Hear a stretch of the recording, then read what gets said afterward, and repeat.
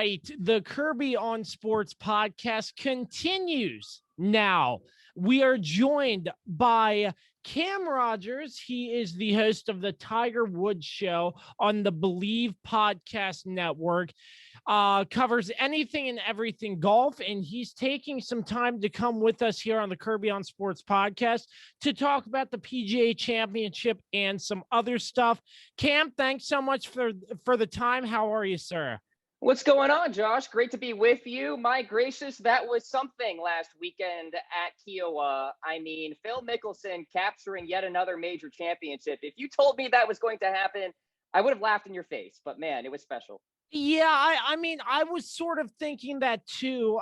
Phil Mickelson, I mean, getting straight to the point, he is the oldest golfer to win a PGA championship. They were talking about he would need some sort of special exemption to play in the next tournament, but that's no longer the case because for the next 5 years, he's qualified to play in any of these tournaments and lifetime for the PGA. So he just proved them wrong, and he is the oldest to do it. And I mean, I just thought, watching this as a fan, I mean, I don't really cover golf all the time, but I do enjoy watching it. It's like, wow, Phil is actually performing at his best. And I thought out of this championship, there could have been so many other people who took the cup, but Phil Mickelson, it just seemed like he was on a roll on that last day and he got the job done.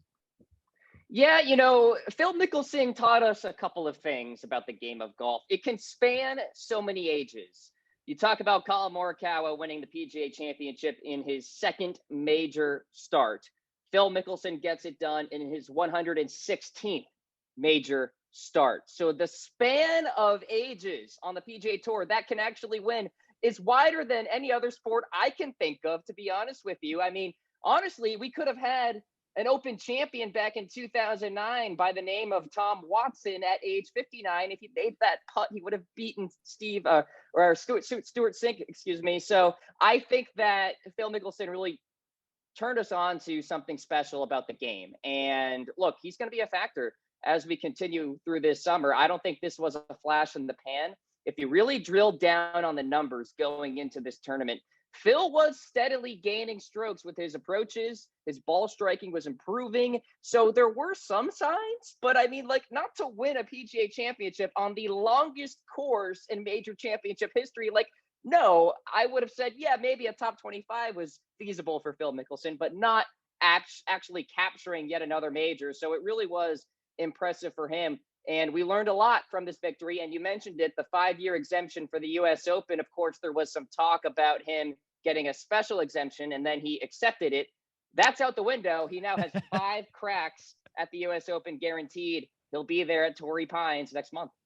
Yeah, I mean, let's just talk about that course first and foremost. That course looks amazing right on the ocean. What a better place to play golf, you know what I'm saying? Yeah, an American link style course, which means the course is fully exposed. And that means wind can set you in many different directions. From hole to hole, the wind can be different. And I'm not surprised that the winning score was single digits under par, because this was a difficult track, the ocean course at Kiowa Island, highly regarded and also thought of as the toughest course in the United States. So we're talking about length, we're talking about winds, we're talking about volatile conditions in general. And for somebody at the age of 50 to tame this beast is truly remarkable. Obviously, this is not your typical American style of golf course. So you had a lot of international guys play well because obviously they know that link style of golf. Louis Oosthuizen T2. Padraig Harrington coming out of nowhere, the multi-major champion, first top 10 in a major since 2012. He was T4. Shane Lowry, the reigning Open champion, T4 as well. Paul Casey, the Englishman, finished inside the top 5. So it was not surprising to see this eclectic leaderboard, if you will, because we sort of got that at the 2012 PGA Championship, also at the Ocean Course. If you look at the leaderboard right after Rory McIlroy, a bunch of like random guys like David Lynn, and yeah, you have some brand names like Justin Rose, but it was a really unique leaderboard then. It was this past week as well. Yeah, I know what you say there because of the winds and it's an open course. It's very different to a course like Augusta National where the Masters are played with trees and stuff blocking the wind. So Right. I mean, I agree with you there because a -6 score to win the PGA championship on that type of course, I can most definitely relate to it because the wind is just coming through. And on the ocean, like all those elements being right there near the ocean, I mean, maybe it could have played a factor, but I mean, the winds on the ocean played a huge factor, in my opinion, in that course. But I mean, I would like to backtrack a minute for our listeners who don't really know the game of tournament golf. Can you sort of briefly explain? We don't have to go into much detail about this, Cam, but how the tournament field is pretty much set. Is it invitation only? Is it the people before who won the PGA championship? They're able to come in. How does that all work? Because I'm sort of curious about that too. I've tried doing research before and in the past, and I still haven't been able to figure it out. I'm pretty sure the PGA, the Professional Golf Association, lays this out somewhere on their website. So if everybody wants the exact layout about who gets invited and why, definitely check that out. But it is a collection of a few things. Number one, top 50 golfers in the world. Boom, you're in. Number two, if you've won the PGA championship before, boom, you're in. That's why Sean McKeel plays and those sorts of guys. Rich Beam, for example. Number three, if you qualify as a PGA professional, you're in as well. That's what's special about the PGA Championship, of course. They let the PGA professionals play. If you qualify, they are almost never a factor at this tournament. Many of them, if not most of them, miss the cut. But that's one element as well. And then there are some other invites like the Sunshine Tour, the European Tour, the international tours out there. Some players get invites that way as well. So it's a collection of things, but it's a good field. Obviously, when you have the top 50 golfers in the world, you're going to have the likes of Brooks Koepka and Colin Morikawa, Daniel Berger, etc. So that's sort of how it is. I wouldn't say it's the best field in golf. I think the best field in golf is actually the Players' Championship, but that's sort of how things are laid out at the PGA. I see. Yeah, thank you for explaining that more. So, really quick, Hideki, who won the Masters, was in this tournament. He did not play well. Does the Masters champion go into like getting picked for the PGA championship, or is that two separate entities? Yeah, I was not too surprised to see Hideki Matsuyama not really be a factor on the leaderboard. He took a long layoff after the Masters, and rightfully so. We're talking about a guy who really broke through in a big way for his country of Japan, and he went out there. I'm sure he partied his butt off, had a good time, Yeah. put the clubs away for a little bit, from what I understand. So I think that for him to make the cut was pretty impressive, because I actually made a bet that he wasn't going to make the cut, and understandably so, again, because so much was going on in his life. But a top 25 finish. I mean, he was T23, so it wasn't horrible per se for Hideki Matsuyama. But, I think it's just a step in the process. There was a situation with Sergio Garcia after he won the Masters. He just missed a slew of cuts at major championships after that. I don't think that's going to be the case for Hideki Matsuyama. His ball striking is too good. His short game is low key, very good too. And it all comes down to the putter for him sometimes. So for Hideki, he'll be fine. Could be a factor at the US Open at Torrey Pines. This was just kind of like another step for him in the process as a major champion. So, looking at this leaderboard, once again, we're joined by Cam Rogers, the host of the Tiger Woods Show on the Bleav Podcast Network. Find him on Twitter at Mr. Rogers99. Looking at this last day of the tournament, getting towards the last couple of holes, I could tell it was getting intense. It was Phil Mickelson in tied for second and third going back and forth. Brooks Koepka, Louis Oosthuizen, and it was neck and neck to the wire, in my opinion. And I feel like that's what made this tournament come down to the very end that much special. Yeah, I thought it was a really special tournament, and I was actually traveling back to Maryland, so I had it on during my flight and what have you. So it was a little nerve-wracking to like make sure everything was connected and I was getting the right feed and all that jazz. It worked out fine. Eventually, Phil peeled away, though, you may recall, too. So there was sort of a lack of drama toward the end because Louis and Brooks kind of crumbled a little bit. So, look, overall, it really was a fantastic Sunday. Credit to Brooks Koepka. I mean, nobody was on him going into that tournament. He was 55-1 to win outright. I mean, that's a ridiculous number for somebody like Brooks Koepka, who perennially finishes inside the top 10 at major championships. Yes, I understand the knee injury and what have you, but that was a crazy number at 55-1. So for him to show up coming off 2 missed cuts at the Masters and the Byron Nelson and play well and hang in there, truly remarkable. Louis Oosthuizen was a guy I was sort of on going into this week because I was looking at the grinders, the short game players who can play well in the wind. Louis Oosthuizen, one of those guys, obviously an Open champion at St. Andrews back in 2010. So not too surprising to see him be a factor, but it really became the Phil Mickelson show toward the end of that Sunday. And the crowd, by the way, Josh, was very much a pro-Phil crowd. Not surprising either. We've seen Brooks do it plenty of times, and he will again at a major championship. But for Phil, it had been quite some time. And obviously, it's good to root for the underdog. And Phil was an underdog going into this week, no doubt. Yeah, absolutely. But let's talk about the 18th hole because not really about the play of golf or anything here, but Phil fired that shot on 18 going towards the fans in the grandstand, if I recall correctly. After that second shot going on the green, 2-putting to win the PGA championship. After that, the crowd erupted. And then you're looking on TV, everybody's running up to try to get a front row seat for Phil's win on 18 green.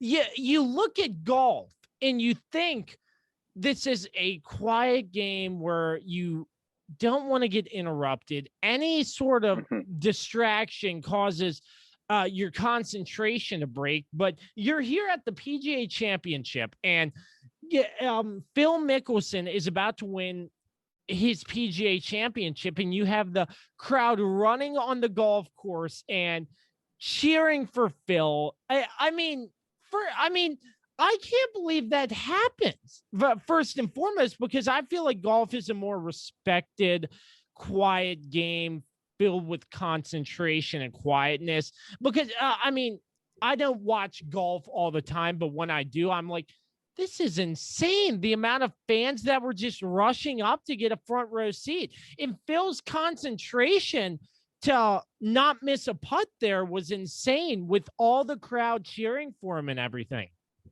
Yeah, a couple of things there. Number one, the PGA actually apologized for the big crowd that was sort of swallowing up Phil and Brooks Koepka on that 18th hole walk up. And actually, Brooks talked about it after that round. He was kind of complaining. He can be a whiner sometimes, Josh, but I guess he got dinged on the knee from a couple of people in the crowd. And I totally believe him because I could see that these people are probably not sober and going crazy for Phil Mickelson and what have you.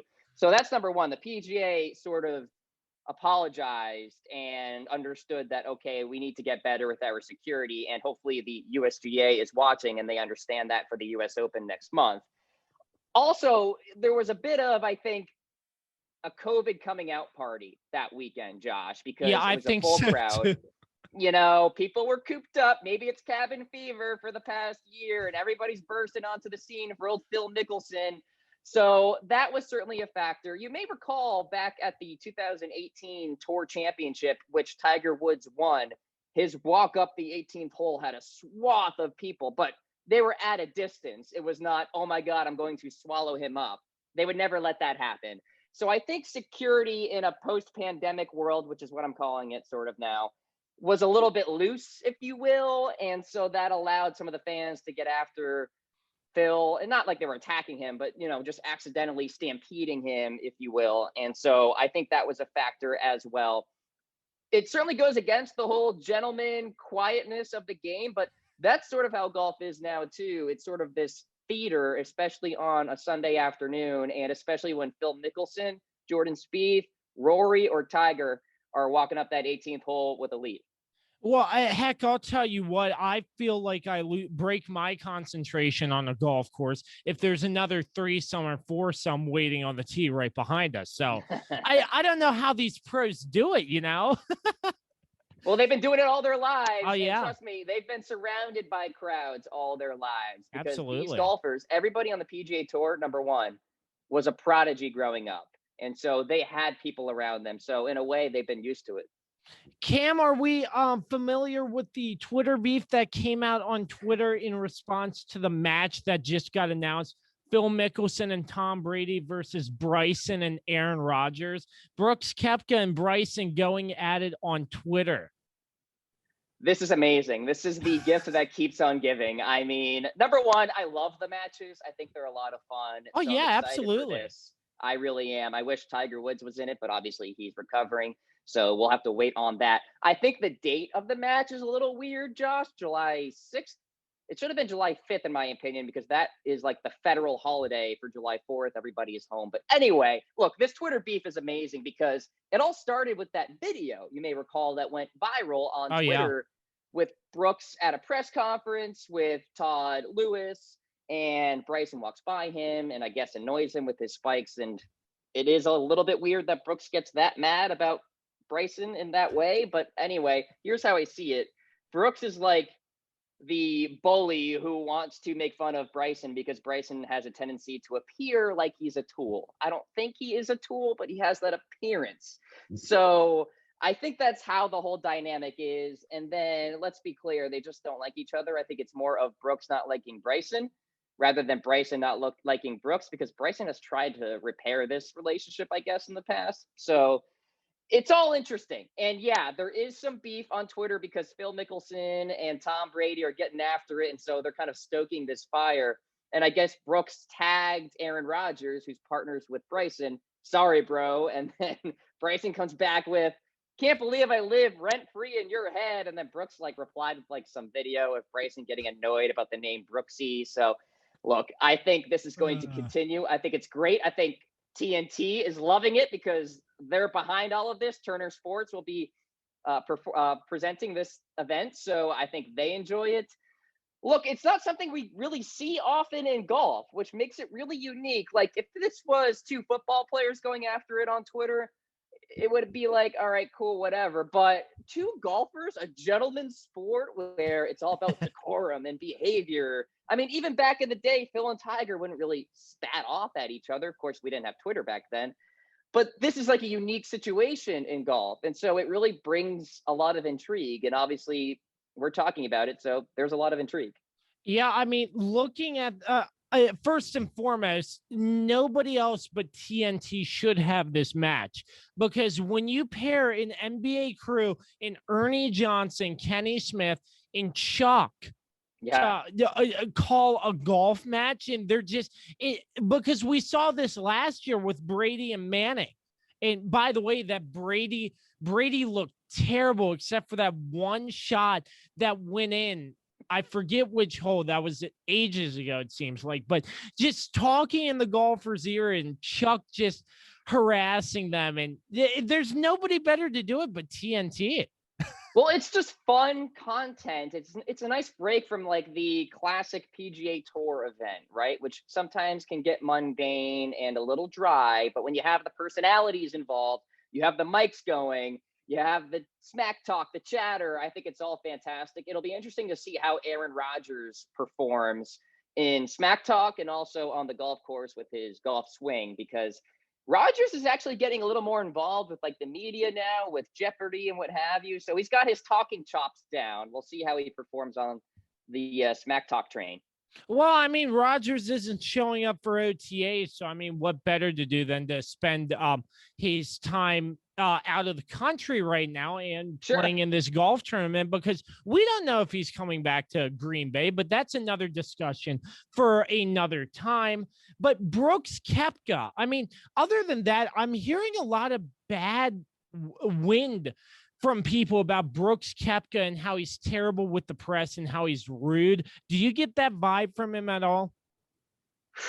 I wouldn't go as far as to say he's rude. I just think he wears his emotions on his sleeve. He does have a tendency to get a little annoyed with what the media says about him. So you could say he's thin-skinned a bit as opposed to Bryson, who really ignores the chatter about him. So that's one big distinction between these two golfers. Yeah, I think he's fine. Like, I feel like it's a waste of time and energy to get annoyed about Brooks Koepka and how he is, because that's how he is. He's not going to change. So why even worry about it? I think it's refreshing because in golf, sometimes you can get a little vanilla with these guys out there. They're a little boring per se, don't have the personality as much, but Brooks is very much a feel player. You know, he's not technical at all. He can show up to a major apparently less than 100% and finish runner up. So he's got that. And then you have Bryson, who's Mr. Mathematician, technician, crunch the numbers, but yet he can bomb it too. They both can bomb it. So they're two different golfers, but can do the same thing, compete in majors, win majors. So going back to Brooks and the media, I think it's just how it is. That clip that came out, Josh, was not supposed to come out. And it got pulled by Twitter, I Bleav, because of copyright or something like that. So that was a leak. Like, that was not supposed to go to air. It never did. And it certainly wasn't supposed to go onto Twitter. So that was a little bit of Brooks knowing it wasn't going to go on TV, and that's why he probably was dropping F-bombs and stuff. But, you know, overall, I think he's fine. Yeah, absolutely. So wrapping things up here, thank you once again for the PGA Championship talk. But yeah, I have to get the rundown. You run the Tiger Woods show on the Bleav Podcast Network. Tiger Woods, we all know about his serious car crash. Cam, I want to know the rundown. How is Tiger doing? What do you know at this point about Tiger and his recovery process? Because when I saw the news that he got in this car crash in California, it immediately flashed me back to when Kobe Bryant tragically lost his life. And same here. I mean, it flashed me back, and I was like, are we going to lose another professional athlete in the game of golf and Tiger Woods? Because no doubt Tiger Woods is one of the best to do it out there. So what do you know? What can you tell us about Tiger Woods right now? Yeah, when the news broke, it was right after I recorded an episode. So I went back and after uploading it, did a little snippet of just, hey guys, this is happening. This is all I know. And then here's the rest of the episode, because we had other content in that episode. Yeah, I think he is going through the rehab process right now in good spirits. We're getting some good anecdotes from players out there like Justin Thomas and Ricky Fowler, who are hanging out with him, texting with him. He's been very responsive.